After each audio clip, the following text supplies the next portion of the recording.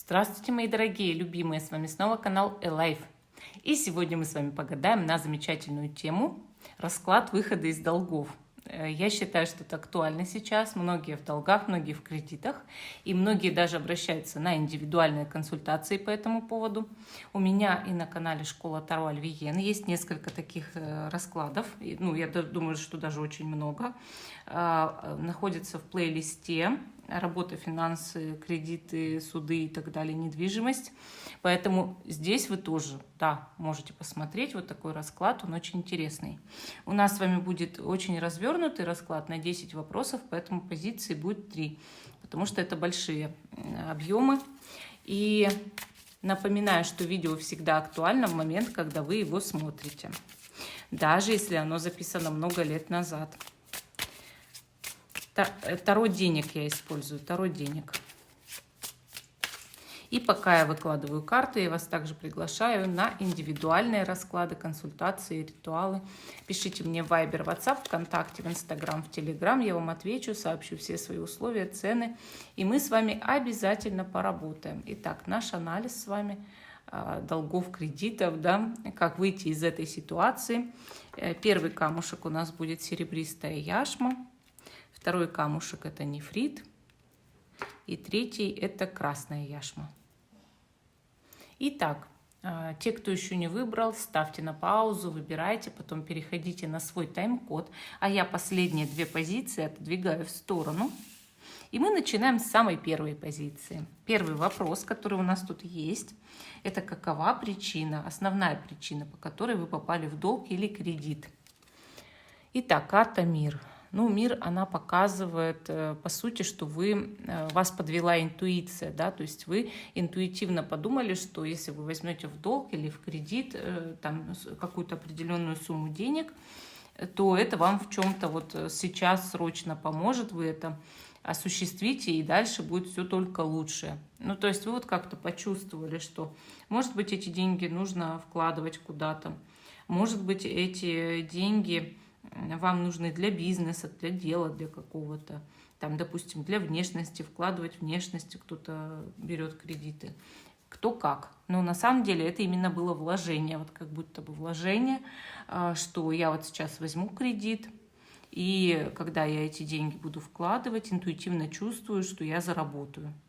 Кредиты на бизнес, долги на бизнес, на все вот эти вот всякие там, всякие криптовалюты, может быть, еще что-то такое. То есть вот любое такое вложение или как бы ставка на то, что вы заработаете потом на этих деньгах. Хорошо, давайте посмотрим дальше. Велик ли ваш долг на самом деле? То есть на самом деле это не с вашей точки зрения, потому что многие раздувают свои проблемы, а именно вот с точки зрения высших сил. Велик ли ваш долг на самом деле? Выпадает карта 4 мечей. Она показывает, тут даже прям, видите, 5 рублей. На самом деле это не такой уж большой долг. Допустим, либо по современным меркам, либо по каким-то взглядам со стороны. Может быть, со стороны, правда, высших сил в вашей жизни так именно выглядит, что это не такой уж большой долг. То есть это, наоборот, идет ситуация, когда вы его преувеличили в своей, скорее всего, голове, этот долг. То есть он не такой уж большой. Хорошо. Стоит ли вам взять еще кредит для того, чтобы отдать долг или кредит? Бывает такое, что берешь кредит, отдавать кредиты. Или берешь кредит, отдавать долги. Вот стоит или не стоит? Выпадает 3 мечей. Карта говорит о том, что, может быть, вам как-то по-другому нужно выкручиваться, потому что вот тут, вот видите, один другому что-то дает вот как раз-таки, а другой берет, но только в каком смысле? Вот этот человек, он беднее, чем этот. Поэтому тут идет ситуация, как бы просьба, да, записка. Мне это так видится. Или как раз-таки отдача долга другим способом, то есть не с помощью кредита. Поэтому здесь пока кредит по 3 мечей, конечно, брать не стоит. Тут есть другой какой-то вариант. Вот карта сразу подсказывает, что Может быть, нужно ходатайствовать о чем-то, допустим, у закона, в законе искать какие-то лазейки, да, там объявить себя банкротом или еще что-нибудь. Ну вот, может быть, попросить у влиятельного лица протекции, например. Никак иначе тут не выходит, потому что кредит здесь явно вот не поможет, чтобы, допустим, отдать долги или кредиты. Живете ли вы по средствам? Следующий вопрос. В данный период времени. Вот живете ли вы по средствам?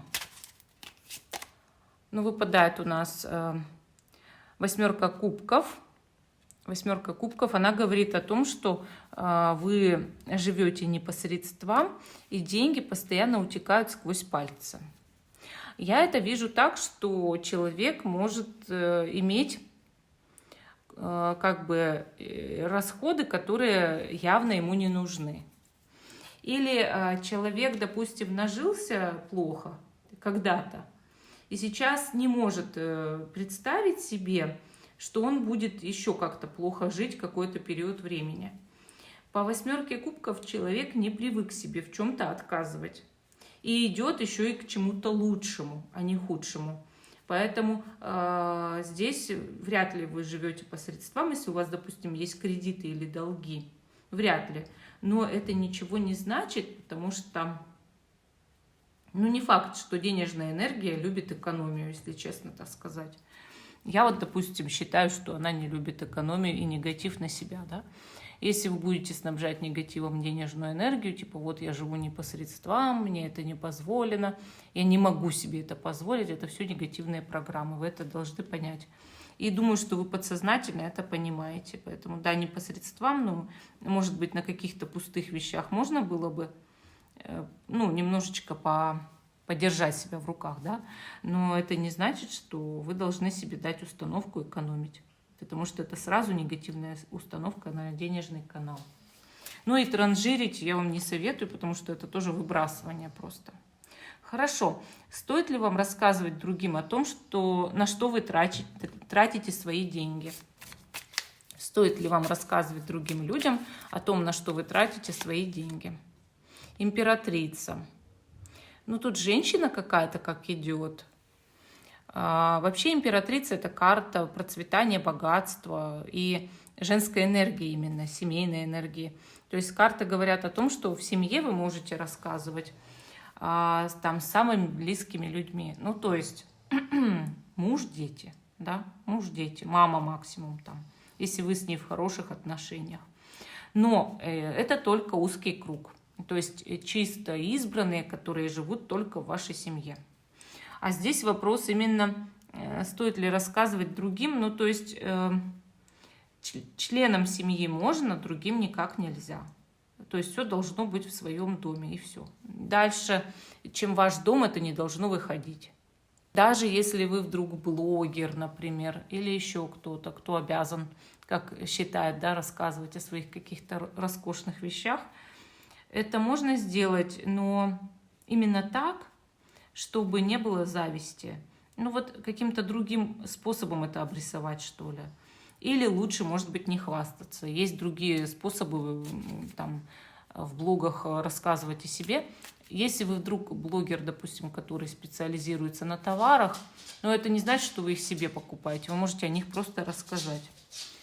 Так, смотрим дальше. Можете ли вы взять деньги в долг у друзей и семьи? Ну, например, чтобы покрыть свои долги, да? Стоит ли оно того? Выпадает шестерка пентаклей. Однозначно да. Мы здесь видим прям, что идет вот как будто бы общение.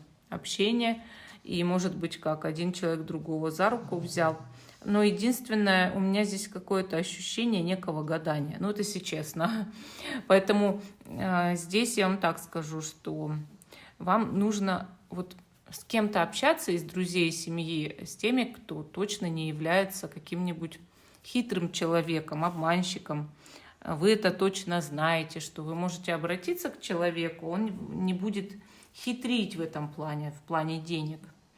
Поэтому только если вы уверены в человеке, вы можете взять у него в долг на то, чтобы погасить свои какие-то кредиты и долги. Но по карте шестерка пентаклей действительно вам могут дать кто-то из родственников и друзей, может быть, как говорят, с миру по нитке, голому рубашка, может быть, у нескольких людей, если попросить, то вы сможете погасить долги, допустим, или кредиты, а потом отдавать постепенно им. По крайней мере, не арестуют там, допустим, ваши счета, да, или не закроют выезд за границу. Сможете ли вы перестать превышать сумму, которая запланирована в бюджете? Вот давайте посмотрим. Ну, это в случае, что если вы как-то рассчитываете свой бюджет. Можете ли вы перестать превышать сумму, запланированную в бюджете? Король кубков. Да, вполне можете, и как будто бы этому способствует некий мужчина. Это первое. Второе. Можно больше тщательнее планировать, вот так могу сказать, то есть адекватно планировать. Потому что когда превышают сумму, запланированную в бюджете, никогда ты такой транжира, иногда бывает это просто потому, что бюджет неправильно спланирован, поэтому вам нужно, наверное, по королю кубков как-то больше включить свою интуицию, способности и вместе с логикой, то есть интуиция и логика, да, то есть не только вот просто логика или просто интуиция. Хорошо, давайте посмотрим, как изменится ситуация, когда вы четко начнете отслеживать свои расходы. Как изменится ситуация, когда вы четко начнете отслеживать расходы. Выпадает шестерка мечей. Вы действительно выйдете из долгов, если четко начнете отслеживать ваши расходы. То есть у вас есть действительно этот момент, что вы можете некую сумму выкружить из того, что вы там расходуете, да, то есть меньше расходовать. Но, опять же, человеку на все может хватать. Вот я выше говорила, главное не говорить себе «я экономлю». Человеку на все может хватать, вам на все может хватать, если вы тщательно спланируете бюджет. Ну, просто тогда не надо себя нагружать негативными программами по поводу денег. А говорить себе «я планирую бюджет», это нормально. Вот на это будет, на это. А не «у меня на это нет, у меня на это нет». Так нельзя, нет. Именно когда план составляете, у меня на все есть, но я, главное, могу распределить правильно. Вот это я могу вот чуть позже, вот это чуть раньше, вот так и так и так, да. Следующая карта. Что поможет создать финансовый план, который будет работать? Что поможет создать финансовый план, который будет работать? Звезда. Звезда как раз-таки показывает вашу мечту. Вот, допустим, если вы о чем-то мечтаете в жизни, добиться, да, чего-то, вот это и поможет вам создать финансовый план, который, правда, будет работать. Вам нужно поставить цель, к которой вы реально идете. Вам четко нужно нарисовать ту картину, в которой вы хотите жить. Соответственно, план нарисуется вот сам практически самостоятельно, если вы его начнете составлять, исходя из того, вот, какую картину вы себе в будущем нарисовали. Вы себе проложите путь. А как я приду к этой картине? Как я к ней приду? А вот так приду, вот так, вот так, вот так. Хорошо. Каков результат реализации вашего плана? Ну, тут у нас шестерка жезлов. Вы выйдете победителем самым настоящим, и все ваши долги просто исчезнут. Постепенно вы их погасите. Почему? Потому что вы создали себе четкий план выхода из кризиса. Вы знаете, вот есть такой момент в каждой организации. Если организация вдруг попала в кризис, она составляет план выхода из кризиса. Постепенно соблюдая этот план, организация из кризиса выходит. То есть вам нужно изымать средства для того, чтобы погасить долги. Это все делается, это все нормально делается. Главное просто понять, что вы хотите этого и к чему вы хотите в итоге прийти. Я думаю, что у вас все получится, если вы правильно все рассчитаете. Здесь есть потенциал и перспектива. Ну, такая позиция номер 1. А мы перейдем ко второй позиции. Расклад выхода из долгов у нас идет. Вторая позиция — наш нефрит. И первая карта в нашей второй позиции. Какова основная причина, по которой вы попали в долги или кредиты, или то и другое? Иерофант. Иерофант показывает работу не ради денег. Ну вот реально, работа не ради денег, общение не ради денег, жертва собой не ради денег и так далее. Вы могли кому-то помогать, вы могли что-то делать абсолютно бескорыстно, вы при этом залазя в кредиты, да. Вот я видела, сколько в интернете там, допустим, держат там собачий приют, кошачий приют. Естественно, в долгах женщина там, да, обязательно. В долгах, как в шелках. Но это иерофанты есть. То есть я делаю что-то не ради денег, а ради других. Но при этом попадаю в долги и в кредиты. Это может быть любая жертва ради других людей, но праведная жертва. То есть не как повешенный. Повешенный тоже праведная жертва, но немножко другая. А здесь именно идет вот как бы посвящение себя кому-то. Людям, религии, хотя это тоже людям, да, Богу, хорошим делам каким-то. Я не буду плохим. То есть иерофант еще и это несет в себе. Я ни за что не буду присмыкаться, продавливаться, прогибаться, прислуживать. Я хороший человек, честный. Я считаю, что я живу по честным правилам, и я не буду плохим. Вот ни за что не буду. Хоть что вы со мной делаете, я буду жить просто правильно по своей правде. И, соответственно, вы могли бы не брать кредиты, не брать долги, или вы могли бы уже их отдать, но у вас есть момент принципов, моральных принципов, которые вы не можете нарушить. Вот если бы вы их нарушили, вы бы, опять же, себя бы предали, понимаете? Поэтому здесь идет вот какая-то такая ситуация, может быть, кому-то помощи, может быть, поддержки своей семьи, может быть, вот, ну, что-то бескорыстное такое, вот прям такое светлое что-то. Вот что-то именно на убеждениях, понимаете? Хорошо. Давайте посмотрим вторую карту. Вторую карту. Велик ли ваш долг на самом деле? То есть вот вы его воспринимаете все равно же большим, вот каждый человек свои долги воспринимает большими. Велик ли ваш долг на самом деле? Король мечей. Король мечей показывает, что это действительно как бы, ну, большеватый долг на самом деле с точки зрения даже высших сил. Король мечей показывает четкую структуру, дисциплину, и как бы одно вытекает из другого обязательно. То есть это невозможно эту истину, как говорится, переспорить, да. Вот есть такой момент, что все произошло именно закономерно. Ты берешь большие деньги, у тебя есть большой долг. Как-то так. Вот сказать, что он совсем громадный, великий и невыносимо его отдать, тоже нельзя по этим картам. И по королю мечей в том числе. Он структурированный какой-то этот долг. Да, допустим. Но сказать, что он маленький, и вы его преувеличили, нет, скорее это адекватный взгляд. То есть это ровно такой большой долг, о котором как вы его себе и представляете. Вы не раздули этот момент, понимаете? Он ровно такой, какой вы его себе видите. Вот и все. Сообразно вашей жизни. Стоит ли вам взять кредит для того, чтобы отдать долг, или взять взять в долг для того, чтобы отдать там долги, кредиты? Тут знаете как? Наверное, все-таки давайте сначала кредит рассмотрим, а потом уже долг, да? Вот стоит ли вам взять кредит для того, чтобы отдать долги и кредиты? Вот так. Стоит ли вам взять кредит? Тут туз мечей, туз мечей. Ну, карта говорит о том, что вам, наверное, его не дадут. Вот так. Идет закон, который меч, да, меч закона, буква закона. Говорит о том, что если вы только это сделаете через кого-то, а подставлять других людей в этой ситуации последнее дело, тем более, что вы у нас иерофант. Поэтому здесь его просто не взять. Вот не взять и все тут. Вам его не дадут. То есть кредит здесь взять невозможно, карта сказала.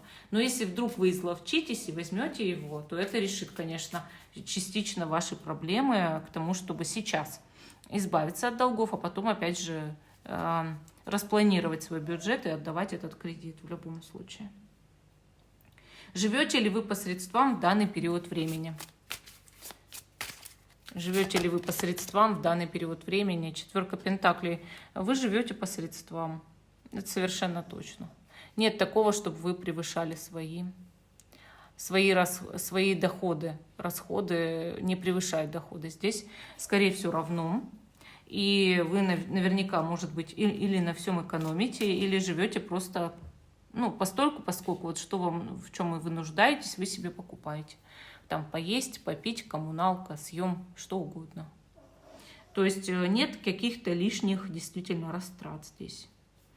Здесь, скорее всего, либо очень маленький доход сейчас, и человек как может выживает, либо у человека есть достойный доход, но этот доход и расход примерно равны. И получается, что вы не превышаете, да, вы не живете там роскошно слишком, транжиря, нет такого. По средствам живете. Стоит ли вам рассказывать другим о том, на что вы тратите деньги? Ну, королева кубков показывает, что женщина какая-то, которой вы можете доверять, какая-то близкая подруга или как. Ну, кому-то вот из женщин вы можете доверять, всем остальным нет. Выберите кого-то одного для того, чтобы рассказывать о своих расходах, а не всех остальных людей. Карта четко показала, что можно рассказывать только одному. Это женщина. Все остальные должны, ну, не знать, молчать вы должны перед ними о своих расходах. Хорошо. Можете ли вы взять деньги в долг у друзей и семьи? Вот я про долг теперь спрашиваю. Да? Кредиты мы спросили. Вот можете ли вы взять в долг у друзей и семьи, чтобы погасить ваши кредиты и долги? Десятка жезлов. Некому дать вам в долг. Вы не можете взять, у вас некому его дать вам. Вы бы уже давно взяли, скорее всего, судя по картам. Только вот некому дать. Вы не сможете ни у кого занять эти деньги. Там, допустим, вы должны, ну, представим, там 2 миллиона.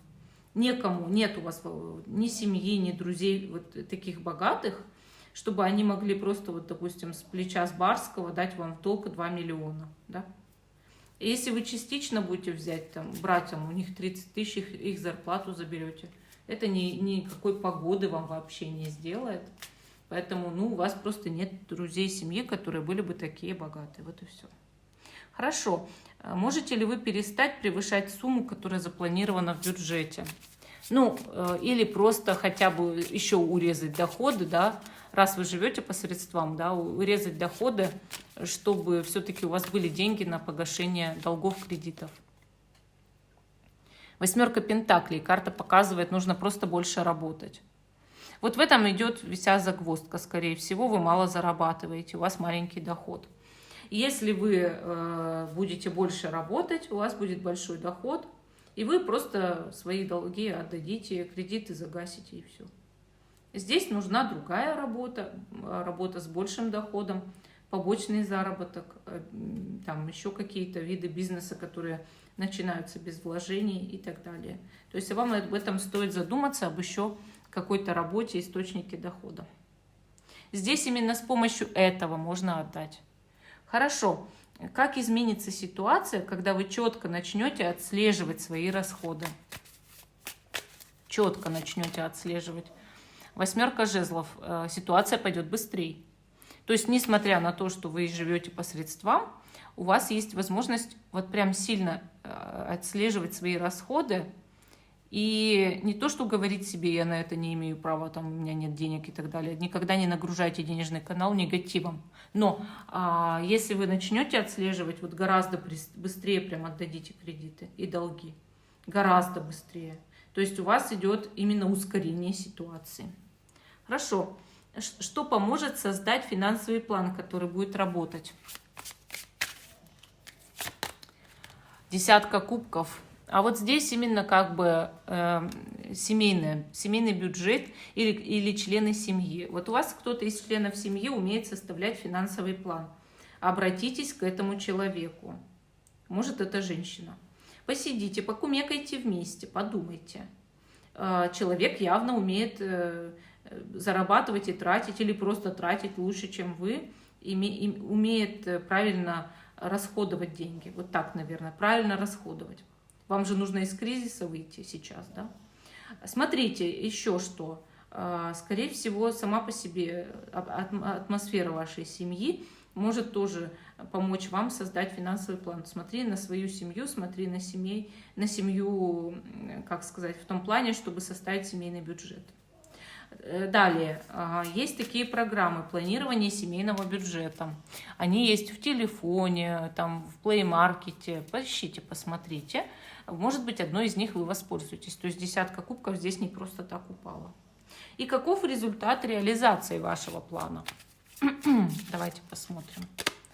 Тройка кубков. Прекрасный результат. Вы отдадите все долги и кредиты. Смотрите, если вы правильно расходуете по плану, да еще и больше стали зарабатывать, ясно, понятно, что скоро вы отдадите все ваши долги. Это будет очень скоро. Даже, может быть, в течение года, 2 максимум. Ну, вот такая позиция номер 2. Очень даже хорошая позиция. Мы нашли здесь некоторые выходы из вашего кризиса.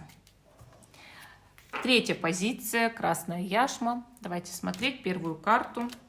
Первая карта – основная причина. А почему вы попали в долги? Давайте посмотрим. Жрица. Ну, жрица говорит, во-первых, о влиянии какой-то женщины, тайном влиянии.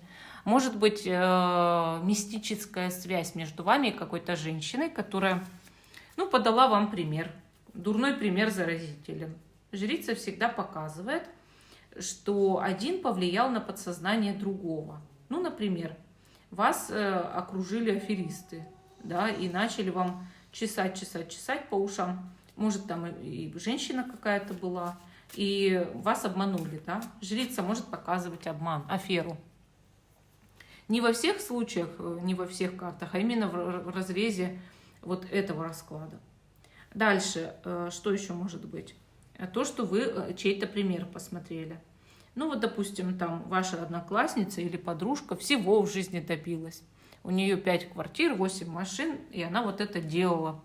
Я сделаю все так же, я хочу так же роскошно жить, я хочу так же процветать. Или там какая-то женщина, которая у всех на устах, там на примере, вот тут в блоге, в Инстаграм, еще что-то. И вы как будто бы... Но это подсознательное влияние же, да, получается. Вы этот пример для себя увидели, захотели жить так же и начали, ну, грубо говоря, тратить. Жрица, она и показывает, по сути, что человек как бы оказался как зомбированным, например, или как будто бы на него повлияли вот именно из области подсознания, какими-то факторами окружающими. Вроде как и виноват человек, и не виноват одновременно. Вот так. Хорошо. Давайте посмотрим следующую карту. Велик ли ваш долг на самом деле, или вы раздуваете это в голове у себя? По тузу пентаклей вы даже не представляете этот долг таким большим, каким он на самом деле является. То есть, по мнению высших сил, долг явно великоват. Великоват по сравнению с вашими доходами, например, и даже с вашими расходами. То есть вот как-то несоразмерно идет размер кредита, долгов с вашими жизненными сейчас доходами, которые у вас есть. Понимаете? Совсем несоразмерно. То есть высшие силы говорят, это слишком. Хорошо. Стоит ли вам взять кредит для того, чтобы отдать долг? И получится ли? Или там взять кредит, чтобы отдать кредит. Бывает такое, берут так.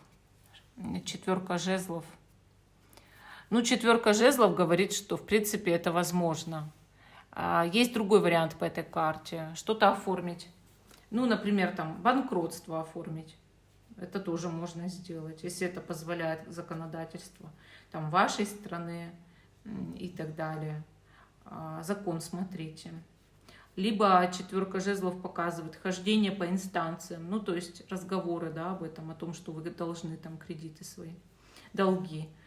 Ну, или взять действительно кредит, и можно отдать долг или кредит, а потом разбираться с кредитом. Ну, почему бы и нет? Карта говорит, что это вполне возможно. Живете ли вы по средствам на данный период времени? 4 кубков. Ну, карта показывает уныние. Что это значит? Это когда человек может совсем бездумно тратить. Ну, то есть все равно уже все пропало, мол, я в унынии нахожусь, у меня вот такая тяжелая ситуация, все и так прахом пошло, что уже мне теперь экономить? А может, наоборот, человек настолько быть бедным по этой карте, или там, ну, совсем мало зарабатывать, что ему на элементарные какие-то вещи не хватает. Ну, там, на еду, например. на еду, например, на коммуналку. Долги по коммуналке могут быть. То есть вот по в этой карте две трактовки. Либо совершенно несоразмерно тратите, то есть вам плевать уже, да, либо вообще у вас нет денег просто и все. Может, поэтому туз пентаклей здесь и показался, да? Стоит ли вам рассказывать другим о том, на что вы тратите деньги? Вообще, стоит ли разговаривать об этом, о деньгах, да? Ну, тут тройка пентаклей показывает. Она говорит о том, что вы можете вполне рассказывать людям о том, на что вы тратите деньги, особенно людям на работе там или где-то. Ну, может быть, это так, наоборот, будет лучше для вас. Может, эти люди вам посочувствуют, наоборот, да? Потому что, может, у вас вообще не хватает денег. О своей бедности можете рассказать, да? Люди начнут, может быть, для вас, ну, помощь какую-то организовывать. Это первое. Никогда не стесняйтесь попросить помощи или хотя бы рассказать о том, что у вас проблемы. Во-вторых, можно просто рассказывать, у вас нет здесь никакой подоплеки, чтобы вам завидовали, чтобы на вас обрушились из-за этого неприятности. Но нету и все. Можете ли вы взять деньги в долг у друзей или семьи? Император. У какого-то мужчины из друзей или семьи вы можете вполне взять такие деньги в долг, но тогда вы должны будете ему, вы погасите там ваши долги, кредиты, может, это лучше. Император может дать вам деньги, пошарьтесь вокруг себя, посмотрите, может быть, правда, вы могли бы у кого-то попросить этой помощи, взять такой долг и потом отдавать этому человеку. Главное, не забудьте отдать, то есть отдать обязательно надо. Либо просто идет карта совет, что отдача долга может быть через мужчину. Ну вот, например, через брак с мужчиной. Такой тоже вариант возможен. Можете ли вы перестать превышать сумму, которая запланирована в бюджете, если вы вообще бюджет планируете? Двойка пентаклей. Идут качели постоянные. Скорее всего, вы не планировали бюджет. А если планировали, то неправильно. И да, вы можете перестать превышать сумму, которая запланирована в бюджете, если вы его спланируете. Это первое. И второе, опять идут качели. Качели, что означает всегда постоянное, видите, сражение тут идет, да? Постоянное сражение с жизненными обстоятельствами, поэтому, может быть, вы ничего не превышаете, а у вас просто, опять же, как бы карта указывает, просто недостаток идет. То есть убыток, да, денег, когда их вот совсем мало. Или идут постоянно обстоятельства внезапные, которые вы спланировать просто не могли. Как изменится ситуация, если вы четко начнете отслеживать свои расходы? Семерка жезлов. Ну, это даст вам побороться, даст фору. Все-таки улучшится жизнь. Все равно нужен план бюджета здесь. Несмотря на то, что вы можете выбиваться из этого бюджета благодаря внезапным обстоятельствам, но план нужен. Вы себя как-то возьмете в руки, структурируете, на бумажке распишите, у кого вы можете попросить помощи, кому рассказать о своих бедах, может быть, вот так. И потихоньку начнете побеждать. Карта так показала. Что поможет создать финансовый план, который будет работать? Пятерка мечей. Ну, здесь карта четко показала конфликт, внутренний конфликт.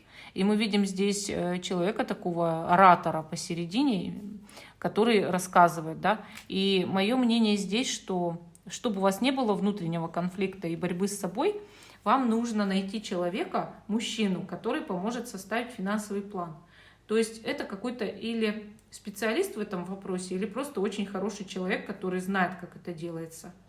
И который может вам, в принципе, вообще помочь. Потому что он влиятельный в обществе. Обратитесь к нему. Задумайтесь, кто это. Он у вас уже второй раз выпадает. Каков результат реализации вашего плана, если вы его составите? Ну, влюбленные говорят о том, что здесь можно будет объединиться с кем-то и отдать ваши кредиты и долги. К сожалению, в одного вы не справляетесь, но с чьей-то помощью обязательно. Человек противоположного пола. Если вы мужчина, переворачиваете, вам нужна женщина. Если женщина, переворачиваете, нужен мужчина. Вот. И для мужчины здесь все равно мужчина. У какого-то мужчины можно попросить совет. Ну, вот такая у нас третья позиция. Всем спасибо за внимание. Жду, что вы продолжите смотреть мой канал. Ставьте лайк этому видео, пишите, помог ли вам расклад, и справитесь ли вы теперь, как вы считаете, с этими обстоятельствами тяжелыми. Вот. Поможет ли вам этот расклад справиться. Всем пока и до новых встреч.